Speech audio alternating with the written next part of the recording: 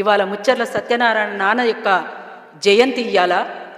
రేపు మా నాన్న కామ్రేడ్ బండ్రు నరసింహులు గారి వర్ధంతి. ఈ తెలంగాణలో నాకు ముచ్చర్ల సత్యనారాయణ నాన్న తర్వాత మళ్ళీ యాదికొచ్చేటువంటి నిఖార్స్ అయినటువంటి నిబద్ధత కలిగినటువంటి నిజాయితీ కలిగినటువంటి వ్యక్తులు ఎవరు అనంటే మొత్తంగా చూసుకుంటే నలుగురు యాదికొస్తారు. ఒకటి మొట్టమొదట ముచ్చర్ల సత్యనారాయణ నాన్న, 2 professor Keshavarao Jadhav sir, 3 comrade Bandru Narasimhulu గారు, 4 ఈదులూరు అంజయ్య నాన్న.